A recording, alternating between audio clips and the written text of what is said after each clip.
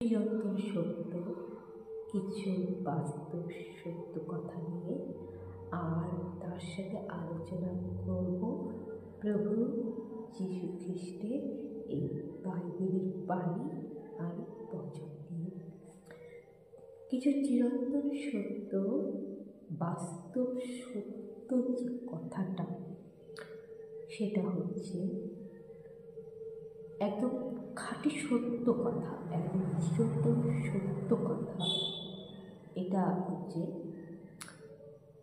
অন্যায়ের সাথে আপোষ করবেন না, অন্যায়কে সমর্থন করবেন না। আপনি অন্যায়কে বরদাস্ত করবেন না, তার কারণ অন্যায়ের সাথে আপোষ করা, অন্যায়কে সমর্থন করা আর অন্যায়ের সাথে চলা, অন্যায়কারীর সাথে সম্পর্ক রাখা আর অন্যায়কে মেনে নেওয়া, অপরাধীর সাথে সম্পর্ক রাখাটাও কিন্তু মহা। আপনি কোনোভাবে অন্যায়কে সমর্থন করবেন না। সব থেকে উত্তম বেটার সেটা হচ্ছে আপনি অপরাধীদের ত্যাগ করবেন, আপনি অন্যায়কারীদের ত্যাগ করবেন, এদের সাথে আপনি সম্পর্ক ত্যাগ করবেন। আপনি অন্যায়কে সমর্থন করবেন না, আপনি অন্যায়ের সাথে আপোষ করবেন না, আপনি কোনো অন্যায়কে মেনে নেবেন না, আপনি প্রতিবাদ করবেন। এটা আপনার মধ্যে থাকাটা খুবই জরুরি। তার কারণ আপনার বিবেকটাকে তো সম্মান করতে হবে। তবে হ্যাঁ, এটা 1 নম্বর। 2 নম্বর, আপনি পাপীদের ক্ষমা করবেন, আপনি পাপীদের জন্য প্রার্থনা করবেন, আপনি আপনার প্রিয়জনদের, যেমন মানুষদের আপনি ক্ষমা করবেন। কেউ ভুল করলে, দোষ করলে আপনি ক্ষমা করবেন, পারলে আপনি ক্ষমা চাইবেন। ক্ষমা হচ্ছে পরম ধর্ম। এইবারে আপনার মনে একটা কোশ্চেন আসতে পারে, এই যে আমি বললাম আপনি অন্যায়কারীর সাথে থাকবেন না, আপনি অন্যায়কারীকে মেনে নেবেন না, আপনি কোনো অপরাধীর সাথে সম্পর্ক রাখবেন না, আপনি কোনো অন্যায়কে সমর্থন করবেন না, আপনি কোনো অন্যায়কে মেনে নেবেন না, অন্যায় প্রতিবাদ করবেন। আবার আমি এটাও বলছি, কেউ দোষ ভুল করলে আপনি ক্ষমা করবেন, আপনি সবাইকে ক্ষমা করবেন। এবার আপনার বলতে পারে যে দুটা জিনিস কি একই?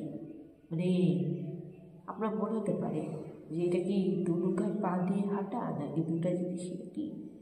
আপনার মাথার মধ্যে হয়তো কোশ্চেন হচ্ছে, আপনার মাথার মধ্যে হয়তো না ঘুরপাক খাচ্ছে যে আমি 2 রকম কথা বললাম।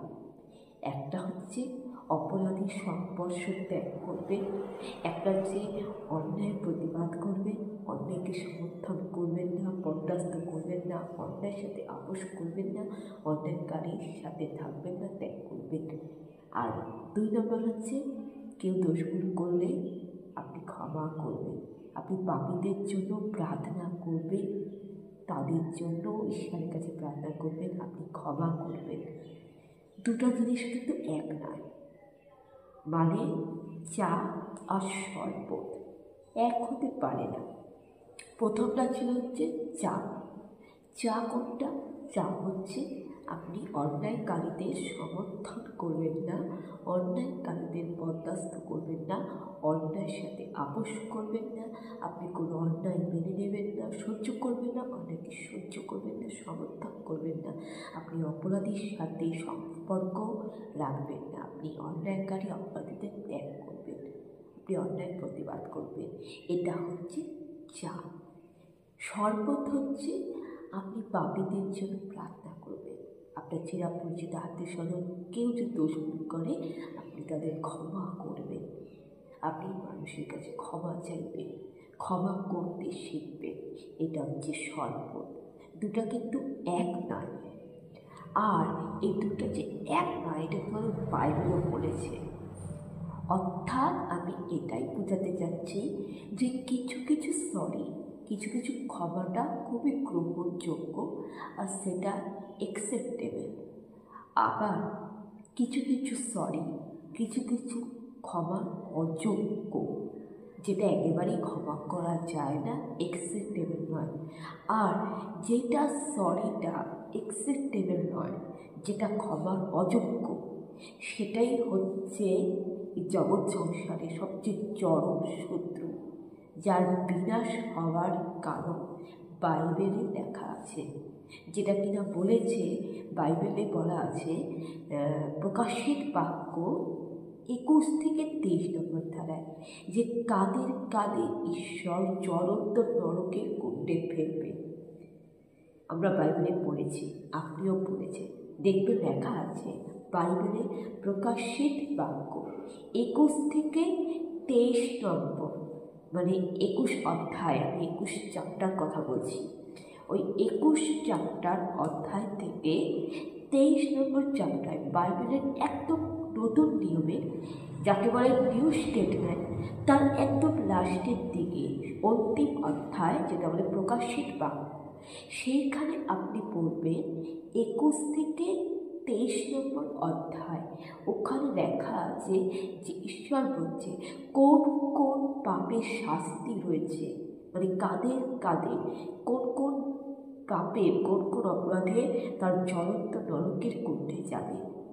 তার মানে কি, এদেরকে ঈশ্বর ক্ষমা করেনি, এটা ক্ষমার অযোগ্য, এরা ক্ষমার অযোগ্য, এদেরকে ঈশ্বর ক্ষমা করেনি, এদেরকে প্রভু যীশু ক্ষমা করেনি, এরা ক্ষমার অযোগ্য। তাই তো এদেরকে জ্বলন্তের নরকের অগ্নিকুণ্ডে ফেলা হবে যদি মানবজাতি এই অপরাধ করে। তাই এরকম অপরাধীদের আপনি সংস্পর্শ ত্যাগ করবেন, এদেরকে আপনি সমর্থন করবেন না, এদের সাথে আপনি সম্পর্ক রাখবেন না। আপনি এই সব অন্যায় দেখলে প্রতিবাদ করবেন, তার কারণ ঈশ্বরও কিন্তু এদেরকে ক্ষমা করেনি, ঈশ্বর কিন্তু এদেরকে মেনে নেয়নি, আর এদের জন্য শাস্তি কিন্তু ঈশ্বর আগের থেকে ঠিক করে রেখেছে, এবং ঈশ্বর ঠিক করে রেখেছে কাদের কাদের সেই নরকের জ্বলন্তের অগ্নিকুণ্ডে যেতে হবে। তাই যেখানে ঈশ্বর তাদেরকে ক্ষমা করেনি, সেখানে আপনি ঈশ্বরের সন্তান হয়ে, ঈশ্বরের বিশ্বাসী হয়ে, ভক্ত হয়ে আপনি কী করে তাদের ক্ষমা করবেন, আপনি কী করে তাদের অন্যায়কে মেনে নেবেন, আপনি কী করে তাদের অন্যায়কারীদের সাথে সম্পর্ক রাখবেন, তাদের সংস্পর্শে চলবেন। মনে রাখবেন, সৎসঙ্গে স্বর্গবাস আর অসৎ সঙ্গে সর্বনাশ, এটা আপনি মাথায় রাখবেন। সৎসঙ্গে স্বর্গবাস আর অসৎ সঙ্গে সর্বনাশ। এবারে বলি যে কোন কোন পাপের অপরাধের ক্ষমা হয় না, কোন কোন অপরাধী, কোন কোন পাপের, কোন কোন অপরাধে ঈশ্বর ক্ষমা করেনি, এবং কোন কোন অপরাধের, কোন কোন পাপের ঈশ্বর বলে গেছে যে এই সমস্ত পাপের, এই সমস্ত অপরাধের শাস্তি রয়েছে, এবং কোন কোন অপরাধীদের, কোন কোন পাপের জন্য ঈশ্বর বলেছেন যে পাপী শত্রু অধর্মের বিনাশ হবে। কাদের বিনাশ হবে সেটা প্রকাশিত বাক্যে আপনি যদি বাইবেলটা